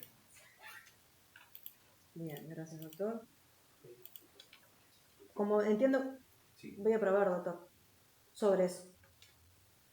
No ¿Quiere tenemos- hacer alguna Sí, sí, sí. concreto? Porque no es un debate del debate. Usted ya De acuerdo. introdujo sus argumentos, escuché a la Fiscalía y voy a probar. Salvo que usted haya alguna cuestión que sea necesario que aclare, usted ya tuvo su oportunidad de manifestar sus argumentos. Lo que quiero decir, doctora, que sea poco común el cumplimiento del artículo 266 no hace que el mismo sea exigible. Bien, gracias, doctor. Bien, voy a proveer, entiendo que es una cuestión incidental que debo resolver antes de escuchar a la Fiscalía en lo que refiere a la oposición que formularon las defensas. En cuanto a la cuestión que introduce la defensa del señor Correa, en relación a que existiría un defecto formal en la solicitud, en la convocatoria de audiencia, sostuvo la defensa que se incumplió lo que dispone el artículo 266, en tanto el numeral segundo dispone que la solicitud será por escrito y que deberá contener, entre ellas, las medidas cautelares que el fiscal entienda pertinentes. Lo que según considera la defensa no ha sido cumplido en obrados. escuchada la Fiscalía, sostuvo que no se trata de un defecto formal, que en obrado rige el principio de oralidad y publicidad y que las medidas cautelares son dinámicas en cuanto a su naturaleza y al tipo de medidas que la Fiscalía solicitaría, lo que se resuelve mediante oralidad argumentativa en la audiencia. Considero que no existe un defecto formal que deba ser relevado en la audiencia y tampoco que implique la nulidad de esta audiencia. Estoy mirando la solicitud que presentó la Fiscalía para convocar esta audiencia y en la página 24 de obrados, en la página 15 de la solicitud fiscal, la Fiscalía cumplió con informar que las medidas cautelares se solicitarán en audiencia. La disposición del artículo 266 establece que la solicitud deberá contener las medidas cautelares, lo que la Fiscalía ya manifestó que va a solicitar. ¿Qué tipo de medida cautelar es la esencia del debate en audiencia? Que se da luego de resuelta la formalización, porque si yo no admito la formalización no tiene sentido discutir medidas cautelares. Entonces es una etapa posterior a continuación de la formalización, el debate que se instaura en cuanto a las medidas cautelares. Debate que se rige fundamentalmente por la oralidad argumentativa y obviamente en caso de que sea necesario, si es necesario, se realizará una prórroga para que la defensa tenga las posibilidades de producir pruebas si es necesario. En función de ello entiendo que la Fiscalía cumplió con lo dispuesto en el artículo 266 del Código de Proceso Penal, la solicitud de audiencia cumplió con las disposiciones formales que la norma exige y por lo tanto, de conformidad con lo que dispone el artículo 266, no existe una cuestión, un defecto formal que deba ser relevado en esta audiencia. Relevado en esta audiencia. Bien. Eso en cuanto a la cuestión del defecto formal. Resuelto este tema, le confiero la palabra a la Fiscalía para que evacúe los traslados de la oposición de la formalización de los señores Sánchez y Correa. Gracias, doctora. En primer lugar, siguiendo el orden, por lo que expresó la defensa del señor Sánchez en cuanto a que trajo a colación esta situación de que nosotros traemos aquí una cuestión netamente administrativa. Y si bien parte de nuestra argumentación es en el sentido de que hay irregularidades de todo tipo y calibre desde el punto de vista administrativo y de la contratación pública, pero ellas es lo que nosotros entendemos es que fueron el campo fértil que permitió pergeñar esta maniobra. Porque la defensa, la prestigiosa defensa a la cual respetamos mucho el señor Sánchez, no expresó o no pudo o no lo quiso expresar, que me parece bien, que cómo explica que el señor Sánchez terminó con todo el dinero que en teoría le habían pagado a la empresa Ramón Sosa, que es la adjudicataria de esos servicios, y a su vez la empresa Ramón Sosa declaró y manifestó que nunca prestó los servicios. Entendemos que es un poco desviar el tema hacia la faz administrativa, que reiteramos, entendemos que es totalmente irregular, que es verdad que existe una consulta que fue solicitada a pedido de una comisión investigadora de la Junta Departamental, por la cual la Junta pagó $18.000, iba incluido al doctor Augusto Durán Martínez, pero también entendemos que la misma y prolífica obra del doctor Durán Martínez dice cosas contrarias a las que sostiene esa consulta. Él en la consulta establece que esto fue un acto implícito y él en obras que él tiene escritas, por ejemplo en este libro, Derecho Administrativo, otra forma de verlo, página 263, dice la motivación debe ser explícita y completa. Si es implícita o no se expresa, se defraudan las principales funciones de la motivación, etcétera. Sí. No me quiero volver a hacer citas, pero la defensa del señor Sánchez se toma de esta consulta que fue paga al doctor Durán Martínez por parte de la Junta Departamental para decirle que no hay ningún tipo de irregularidad administrativa, en el cual estamos completamente en desacuerdo, pero reiteramos que ese no es el punto neurálgico de este caso. Aquí hay un daño a la administración le pagó por obras que no se realizaron, que el contratista dice que no las realizó, y no hay constancia de que se hayan realizado. Aquí no estamos en la esfera de la actividad privada, no es que yo traiga una foto y digo sí se hizo esta obra, no. La actividad pública es una actividad arreglada, tiene que haber constancias, tiene que haber documentación. tiene que haber antecedentes y aquí no existe absolutamente ninguna constancia oficial de la realización de obras. Y aquí voy a otro punto, porque las defensas utilizaron una palabra bastante fuerte, diciendo que era falso lo que nosotros hacíamos referencia de lo que dijeron funcionarios de jerarquía de la Junta. Y si bien esto no es de estilo en este tipo de audiencias, pero lo voy a leer textualmente, lo que dijo la señora Estela Tavares, que es la directora general, la número 2 de la Junta Departamental, y dijo, le preguntamos, ¿conoce a Ramón Sosa, la empresa? No tengo la menor idea, tampoco las obras que hubiera hecho. A veces se hacen obras fuera de horario que estamos. Le preguntamos, ¿nunca le llamó la atención eso? Sí, por supuesto. Después, el testigo Gustavo González, que es el jefe de mantenimiento de la Junta, le exhibimos las facturas de Ramón Sosa y él contestó, no conoce a la empresa y no recuerda que se hayan hecho las reparaciones. Después, la señora Susana Walde, la máxima autoridad administrativa de la Junta, le preguntamos, ¿recuerda si se hicieron obras en bancadas en el año 2023 y 2024? No. Entonces, un poco para clarificar, porque la defensa parece que hace ver como que nosotros estamos diciendo falsedad. Acabo de leer la evidencia que surge de la carpeta de investigación. Reiteramos, y quizá me fui un poco doctora y englobo lo que dijeron ambas defensas respecto a que se habían realizado las obras. No hay constancia de que se haya realizado. En el caso del señor Correa, cuando fue a declarar, él llevó unas fotos que no las adjuntó después a la carpeta de investigación. Y como reitero, amén de eso, estamos en el ámbito de la actividad pública, reglada. No es que yo documente a través de una foto particular si se hizo una obra. La obra, si se hace, tiene que estar en expedientes, tiene que haber constancia de eso, tiene que haber actos administrativos, tiene que haber informes técnicos. Nada, no existe absolutamente nada. Y además vuelvo al origen de esto. La empresa que figura como que fue la adjudicataria nos dijo que nunca prestó servicios a la Junta y que le prestó las boletas cesantes a pedido de él. Y todo el dinero fue a parar, en su gran mayoría, a la cuenta del edificio Servicios. Muchas gracias. Bien, gracias, doctor. Doctora, ¿podría hacer un contrapunto? Lo que pasa es que vuelvo a lo mismo. Yo los escuché en su alegato de oposición. Luego, como eso abre el incidente, escuché a la Fiscalía en su contestación. Si no, vamos a un debate. Le vuelvo a dar la palabra al doctor, luego vuelvo a darle la palabra a la Fiscalía y están todo el tiempo argumentando y nunca llegamos a la parte del resultado. Si es necesario que usted haga una aclaración, como le dije al doctor anteriormente, de algo que usted expresó y quizá quedó mal interpretado o se expresó de alguna manera, no hay inconveniente que usted pueda aclarar. Pero introducir otro argumento o repetir el argumento, usted ya tuvo su oportunidad. Justamente era esto último, Bien. más allá de que entiendo que esta es una audiencia de debate oral contradictorio. Usted ya tuvo su oportunidad de Pero, hacer los pero argumentos. me voy a seguir concretamente a eso que usted decía, sobre todo porque no les hablé aclarar. La Fiscalía sostiene que nosotros decimos que ellos dijeron falsedades, perdón el juego de palabras. Si así se interpretó, me tengo que rectificar, no fue así. Nosotros decimos que la Fiscalía no interpreta las declaraciones que surgen de la propia carpeta fiscal como nosotros entendemos que se tienen que interpretar, porque las declaraciones dicen otra cosa. Y voy a seguir el hilo que realizó el doctor y voy a leer unos fragmentos de esas declaraciones para que vean que lo que nosotros decimos es así.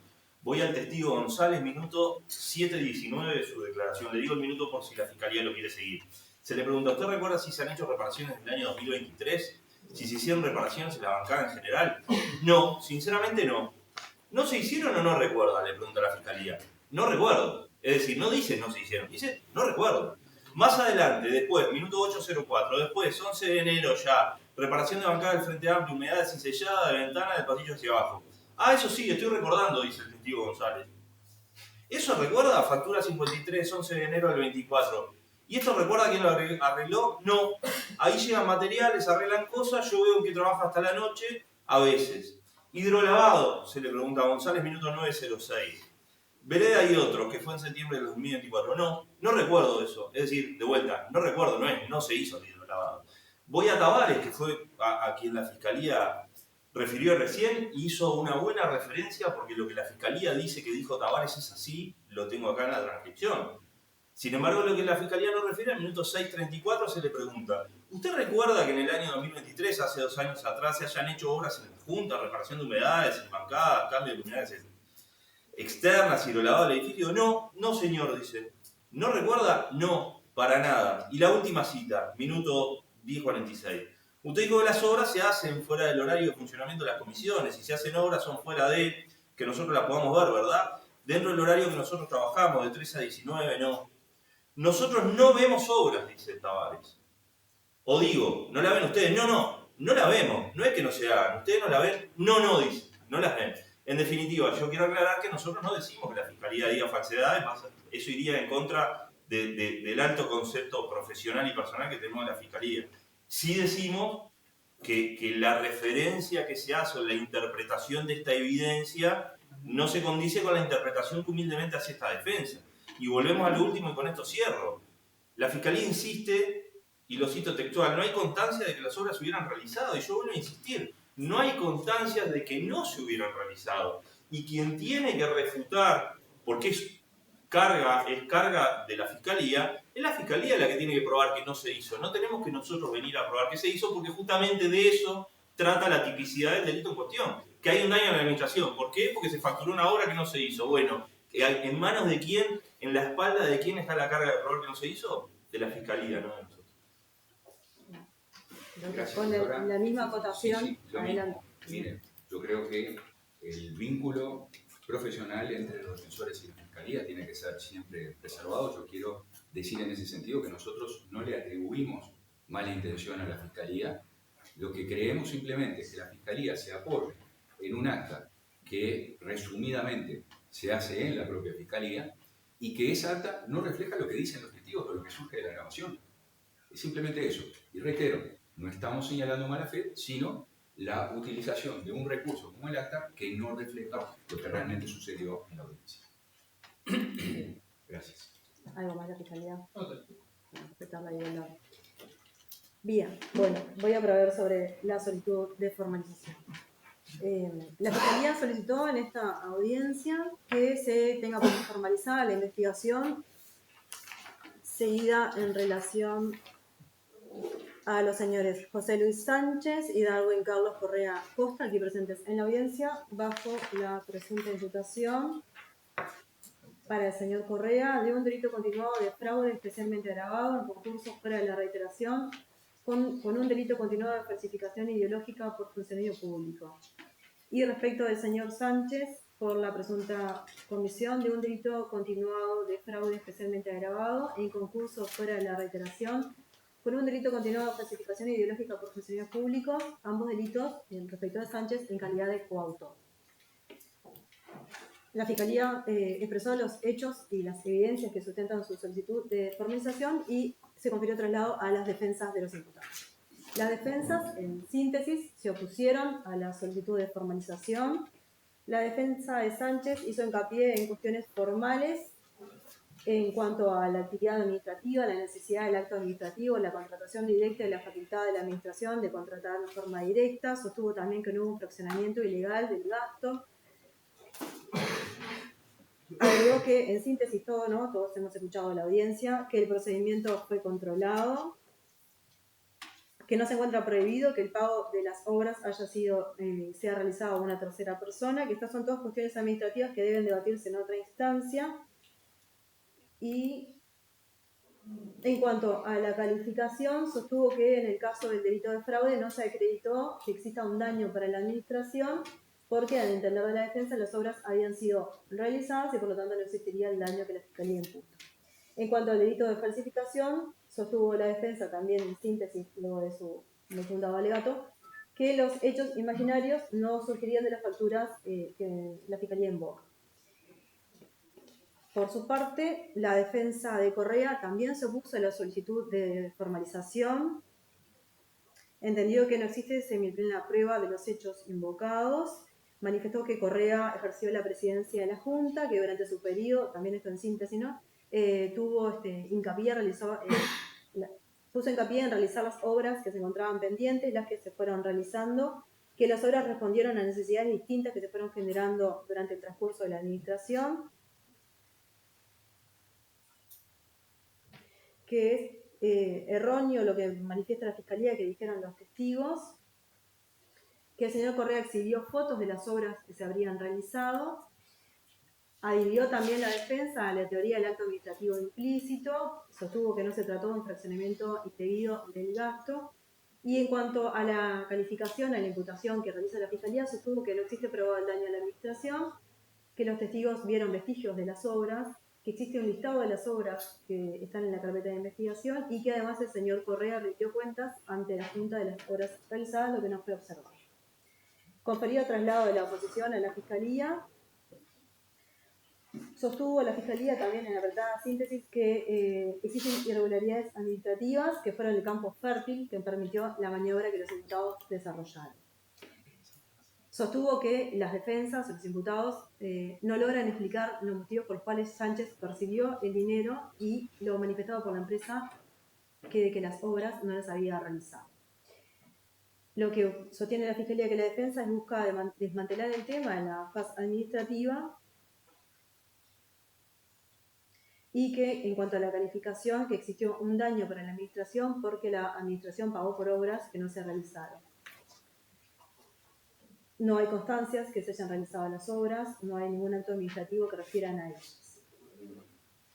Bien, en cuanto al marco normativo, estamos en la etapa de formalización, por lo tanto el marco normativo para esta instancia lo da el artículo 66, el artículo 266 del Código de Proceso Penal dispone que cuando existan elementos objetivos suficientes que den cuenta de la comisión de un delito y de la identificación de sus presuntos responsables, el fiscal deberá formalizar la investigación.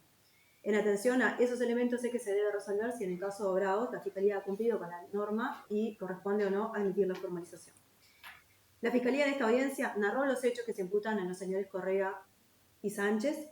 El relato es claro, conciso, concreto, refiere dónde están los hechos delictivos que imputa, identifica claramente también la participación de los imputados en esos hechos que investiga. En cuanto al debate y la conducta que imputa la Fiscalía de los imputados no resulta ser manifiestamente atípica en esta audiencia. El debate sobre la tipicidad, la existencia o no del daño concreto, la valoración de los medios probatorios que eventualmente se vayan a diligenciar, es un debate que escapa a esta audiencia, es un debate que es para la instancia de juicio, todos lo sabemos. Lo que yo debo valorar en esta instancia es si los elementos que la Fiscalía brinda son objetivos y son suficientes como para entender que existe un hecho aparentemente delictivo, que los imputados aparentemente participaron en esos hechos y que esos hechos encajan, prima facie, en la tipificación que la Fiscalía realiza en la audiencia. Entiendo que los hechos que han sido narrados en forma clara, concisa, concreta, indican un grado de participación probable de los imputados y se ajustan a la figura delictiva que ha invocado la Fiscalía. Reitero nuevamente, la cuestión concreta es del daño o no daño, lo que declaró el testigo o lo que no, es un debate para el juicio eventual. Además, debo señalar que las diligencias recibidas en el indagatorio preliminar en principio no deberían por qué ingresar a esta instancia en la instancia de juicio, debiendo producirse la prueba en el eventual juicio cuando se presente. Por lo tanto, entendiendo que de los elementos que se han brindado en esta audiencia y mediante el debate con oralidad argumentativa, se han indicado las conductas típicas que encuadran dentro de la disposición que ha sido invocada por la Fiscalía. No surge manifiestamente atípico, no surge que se haya invocado que exista falta de lesividad, teniendo presente que el pronunciamiento que voy a realizar sobre la admisión de la formalización es un pronunciamiento en esta instancia, sin perjuicio de la instancia de juicio, de la valoración de los medios de prueba que se producirán más adelante. En atención a la etapa procesal en la que nos encontramos, considero que la oposición que formulan las defensas respecto de Sánchez y respecto del señor Correa no debe ser admitida en esta instancia porque se han cumplido con los requisitos que exige el artículo 266 del Código de Proceso Penal, tal como fue expresado en esta audiencia mediante oralidad argumentativa. En función de ello, habiéndose realizado un análisis de todos los elementos que exige la norma y de los argumentos vertidos por las partes, ambas partes, la Fiscalía y las defensas en esta audiencia, entiendo que, estando cumplidos los requisitos, corresponde disponer que no se hace lugar a la oposición formulada por la defensa de los señores José Luis Sánchez y Darwin Carlos Correa Acosta.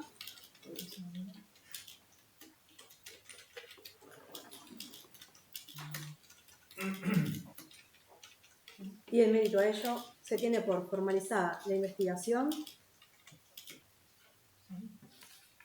seguida en relación a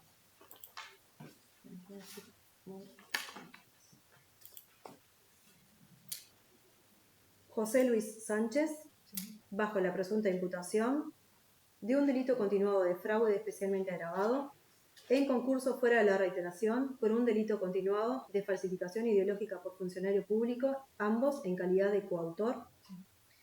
Y respecto de Darwin Carlos Correa Acosta, bajo la presunta imputación de un delito continuado de fraude especialmente agravado, en concurso fuera de la reiteración, por un delito continuado de falsificación ideológica por funcionario público, en calidad de autor. Comuníquese la presente formalización a ITF, Jefatura de Policía, y la Corte Electoral en caso de corresponda. Bien, bueno, señores, en esta instancia entiendo que corresponde admitir la formalización, porque estamos en la instancia preliminar, y luego más adelante, en el transcurso del eventual juicio o proceso, ustedes hablarán con sus defensas para ver cómo continúa el proceso. A partir de este momento, la investigación que a ustedes les sigue la Fiscalía se encuentra formalizada. ¿Bien? ¿Algo que manifestar las defensas? Sí, doctora, esta parte va a interponer recurso de apelación a la resolución que acaba de dictar. Del mismo modo, esta defensa también interpone el mismo recurso. Bien. Decreto primero.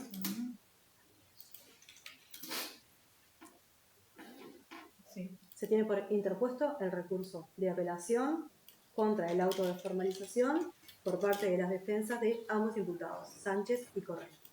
Se está el plazo para su fundamentación. El recurso anunciado por las defensas De apelación interpuesto por las defensas de Correa y Sánchez, y se está el plazo para su fundamentación o efectiva interposición. Bien, resuelta la cuestión de la formalización, le confiero nuevamente la palabra a la Fiscalía. Gracias, doctora. La Fiscalía va a proceder a fundamentar la solicitud de medidas cautelares. El artículo 223 del Código Penal establece que toda persona tiene derecho a la libertad personal, a la seguridad individual y a que se presuma su inocencia hasta que la sentencia de condena pase en autoridad de su cosa juzgada. Por su parte, el artículo 224 establece los requisitos para disponer la prisión preventiva y establece que, además de que exista semiplena prueba de la existencia del hecho y la participación, debe acreditarse elementos de convicción suficientes para presumir que el imputado intentará fugarse, ocultarse o entorpecer de cualquier manera la investigación, o que la medida es necesaria para la seguridad de la víctima o de la sociedad. Como sabemos, doctora, el artículo 224.2 también establece que estos riesgos procesales se presumen, e incluso la Fiscalía está obligada a solicitar prisión preventiva si se imputan algunas figuras que establece el Código, dentro de las cuales no están listados estos delitos por los cuales se acaba de formalizar a los señores Correa y Sánchez, razón por la cual este artículo, digamos, no es de aplicación. Esto es, los riesgos procesales, la Fiscalía tiene que acreditarlos en caso de solicitar prisión preventiva. En cuanto al entorpecimiento de la investigación, el artículo 225 establece que se entenderá que la prisión preventiva resulta indispensable para el éxito de la investigación cuando exista sospecha grave y fundada de que el imputado puede obstaculizarla mediante la destrucción, modificación, ocultación o falsificación de elementos probatorios, o cuando exista la presunción de que podrá inducir a coimputados, testigos, peritos o terceros, a fin de que declaren falsamente o se comporten de manera desleal o reticente. Nosotros entendemos que de lo que surge de la investigación no hay elementos que permitan a esta Fiscalía inferir que existe sospecha grave y fundada de que los imputados puedan obstaculizar de alguna manera la investigación, por lo cual entendemos que no se configura el riesgo procesal de entorpecimiento de la investigación. A su vez, el artículo 226 establece que otro de los riesgos procesales posibles es el peligro de fuga. Y el Código establece que para determinar la existencia de peligro de fuga se pueden tener en cuenta, entre otras, las siguientes pautas. A. Desarraigo determinado por carencia de domicilio o residencia habitual, asiento de su hogar, de sus negocios o de su trabajo. Cuestión que creemos que tampoco se acredita en estas circunstancias, siendo que son imputados que tienen domicilio, tienen trabajo, son en arraigo en el lugar. El B establece disposición de facilidades extraordinarias para abandonar el país, las cuales tampoco entendemos y está aprobado que las tengan, que tengan alguna facilidad los imputados extraordinarias para abandonar el país. Después el literal C establece circunstancias, naturaleza del hecho y gravedad del delito. En estos casos entendemos que son delitos graves, pero también somos conscientes que la unanimidad de la jurisprudencia establece que la sola gravedad del delito no habilita a configurar el riesgo de fuga, sino que tienen que darse otros requisitos. Por último, el artículo 126 establece que otra cuestión a tener en cuenta para un eventual peligro de fuga es el ocultamiento de información sobre su identidad o domicilio o que los hubiera proporcionado falsamente, lo cual tampoco consta en la investigación de que los imputados hayan ocultado información sobre su identidad o domicilio. Por último, el artículo 127 establece la última posibilidad de riesgo procesal para disponer la prisión preventiva y es el riesgo para la seguridad de la víctima o de la sociedad. Se entenderá que la seguridad de la víctima se encuentra en riesgo cuando existan motivos fundados que permitan inferir que el imputado puede atentar contra ella, su familia o sus bienes. Esta cuestión no es de obligación, porque en todo caso la víctima de los delitos que se imputan es la administración pública o la fe pública, no tenemos una víctima de carne y hueso como requiere este artículo. Y por último, el 227.2 expresa que se entenderá que existe riesgo para la sociedad cuando el imputado posea la calidad de reiterante o reincidente o cuando se trate de crímenes de genocidio, de lesa humanidad o de guerra, lo cual también entendemos que no se configura en esta situación. Por lo cual, la Fiscalía, habiendo descartado que no existen elementos para solicitar una prisión preventiva, va a solicitar medidas limitativas de la libertad establecidas en el artículo 221 del Código de Proceso Penal a los efectos de asegurar la sujeción de los imputados al proceso que se inicia. Y por ello entendemos que son suficientes la de literal A, fijar domicilio y no modificarlo sin dar inmediato conocimiento al tribunal. La de literal C en cuanto a la presentación una vez por semana en la seccional policial del domicilio, la prohibición de salir sin autorización previa del ámbito territorial del domicilio y la retención de los documentos de viaje. Todo esto por el término de 90 días. Y por último, doctora, también solicitamos oficiar a la Corte Electoral comunicando la formalización de acuerdo a lo establecido en el artículo 276.6, inciso final del CPP.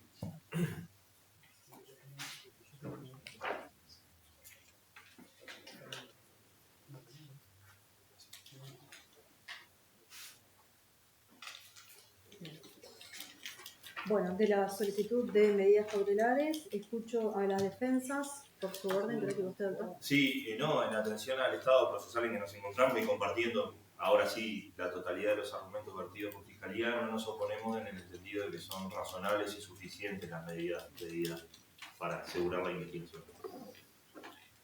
En un sentido similar, doctora, aún no compartiendo el escenario de la formalización, entendemos que es razonable lo que plantea la Fiscalía, por lo tanto, tampoco planteamos una oposición.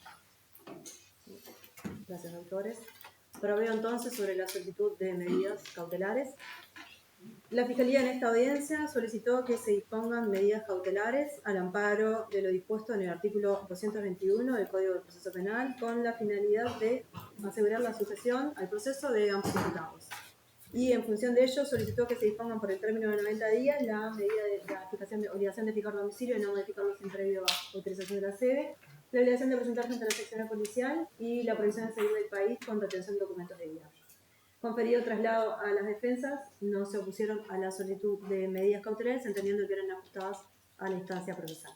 En virtud de ello, y no mediando oposición por parte de la defensa de los señores Sánchez y Correa, se considera que se ha acreditado en la audiencia los elementos necesarios para la imposición de las medidas cautelares, teniendo especialmente presente la finalidad por la que la Fiscalía lo solicita, esto es, asegurar la sujeción de los imputados al proceso.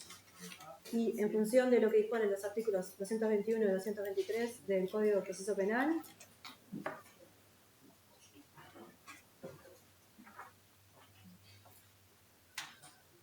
perdón, 221 del Código de Proceso Penal, se dispone que Los señores José Luis Sánchez, Darwin Carlos Correa Costa deberán cumplir como medida cautelar la obligación de fijar domicilio y no modificarlo sin previo conocimiento de la sede, la obligación de presentarse ante la seccional policial de su domicilio una vez a la semana y la prohibición de salir del país con retención de documentos de viaje en caso de corresponder, medidas que se disponen por el término de 90 días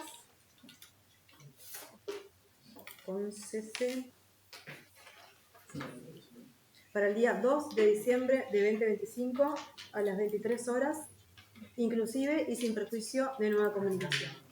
Comuníquese a la autoridad administrativa encargada de su contralor y se tiene presente la solicitud de fiscalía que ya fue dispuesta al disponer sobre la formalización. Señores, tienen la obligación de fijar el domicilio, o sea, el que usted me dijo en el comienzo de la audiencia. Si se mudan, deben avisarlo a sus abogados para que lo comuniquen al juzgado. Tienen la obligación de presentarse una vez a la semana en la seccional policial de su domicilio para firmar y la prohibición de salir del país con retención de pasaporte en caso de que lo tengan. Todas estas medidas hasta el día 2 de diciembre de 2025. ¿Correcto? ¿Algo más que agregar? Fiscalía, defensas. Por esa parte no. Bien. Siendo entonces las 16:26, se da por finalizada la audiencia. Buenas tardes.